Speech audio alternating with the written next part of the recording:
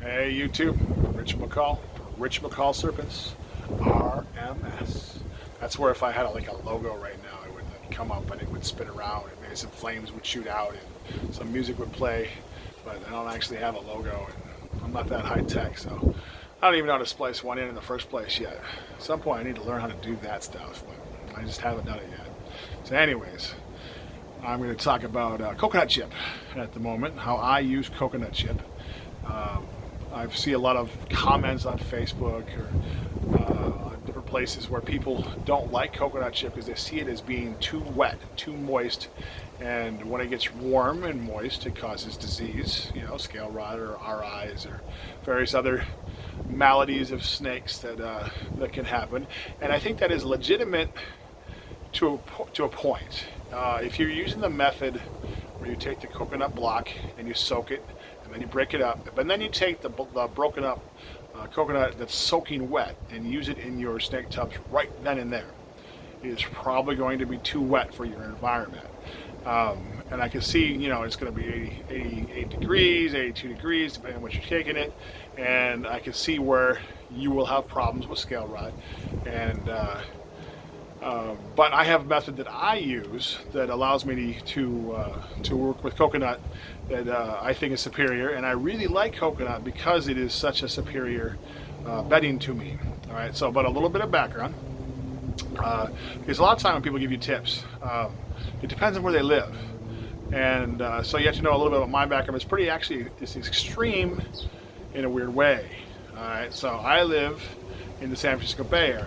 And how it works here is we get rain from about mid-October through mid-April, and it rains really hard in December and January and February, but then it reverses. And so about mid-April to mid-October, it doesn't rain at all. We might get a rain shower in May or maybe an early rain shower in October, but pretty much June, July, August, September, first part of October, it just doesn't rain.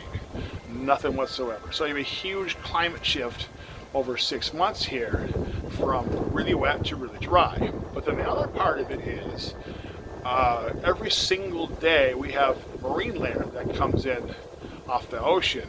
You've all heard the San Francisco fog. Well, that's what that is. That's the marine layer.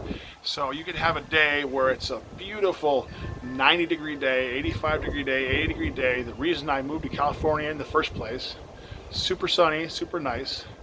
But then that night, the marine layer will roll in, and it will go very fast, like basically right at dusk, right at dark. It'll drop from whatever it was, 85 degrees. It'll drop to 60 degrees. Boom.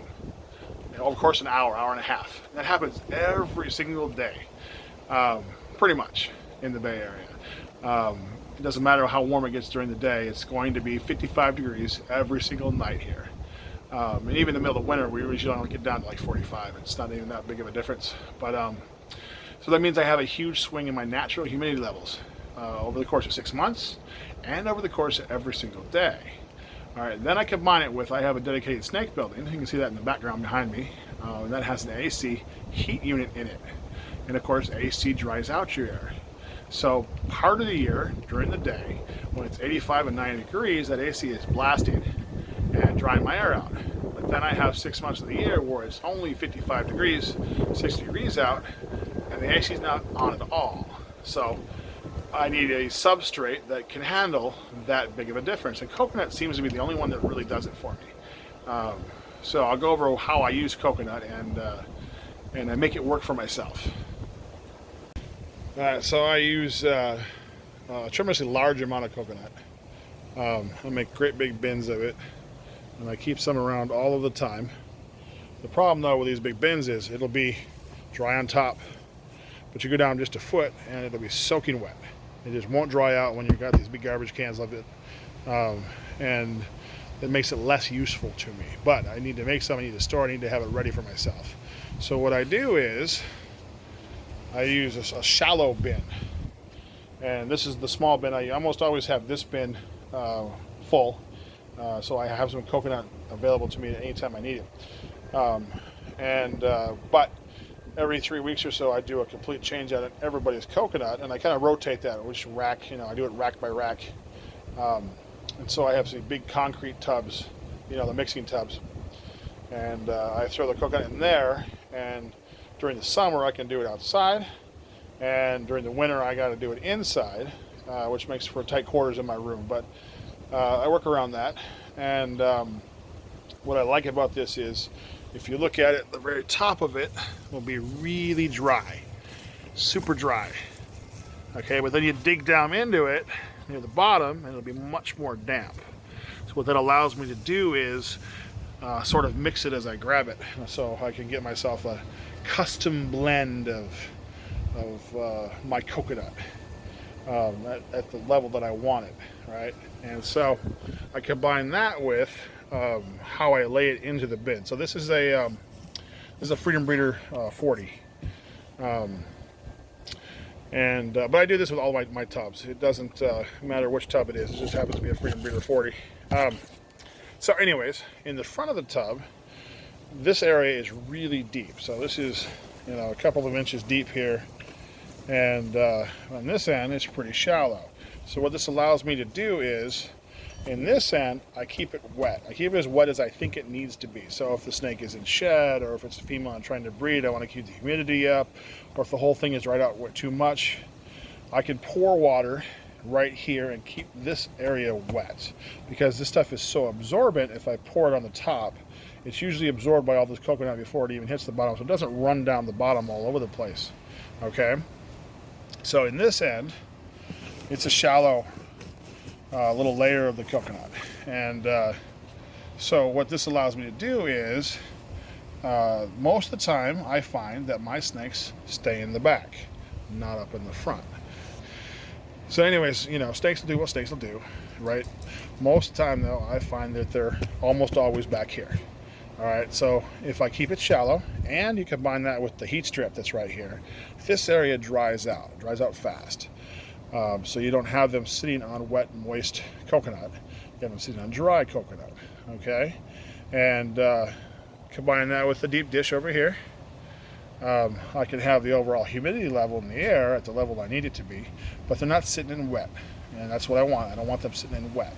All right, and then the other part of this is, and again, snakes do what snakes are going to do, but often they'll poo in the back corner or on the back sides or whatnot. Doesn't always happen that way, but most of the time I find poos are in the back. Okay, and the other thing about coconut is, once it's dried out, it's pretty light in color. So when they poo on it and they pee on it, that area where they have pooed will turn dark. Okay, so it gives you a nice clean demarcation of where they have gone to the bathroom. So I'll grab out the poo, throw that away, and then I'll grab maybe an extra layer around the sides where it's sort of the dark ends and the light is. I'll grab extra so that I'm getting all the yucky stuff, and then I'll wipe it down, and I'll use my disinfectant, clean this out real nice. And once I think it's clean enough, then you just have to grab some more of the stuff and squish it over there. And if you're low in that individual binning, grab a handful from the front, throw it in the back, and you're good to go. So I find that combined method of starting off with relatively dry coconut that I've allowed to air dry, and then mount it here, shallow here, that has worked really well for me, especially, like I said, when I had to deal with natural, atmospheric humidity levels that change so dramatically over the year. Hey, there's Coco. You want to see Coco? What's up, Coco? My little dog. Anyways, and again, I change everything out every 3 weeks, whether it needs it or not.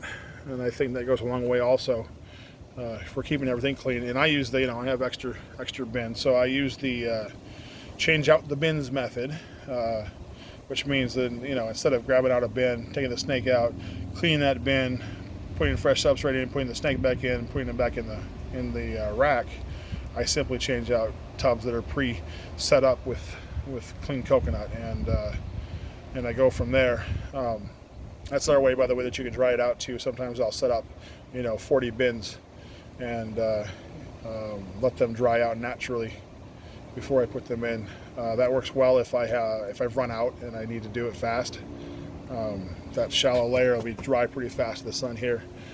And if I have to do it in the winter, I do it inside, but I blow a fan over it, and that helps dry it out. So That's just how I use it. You know, if the coconut was loose in the first place, I wouldn't even get it wet. I can't imagine how much storage space that would take up, though, because I buy this stuff by the pallet load at this point, and I don't want to store it in any way except for in a brick. All right, so there you go. That's how I use coconut.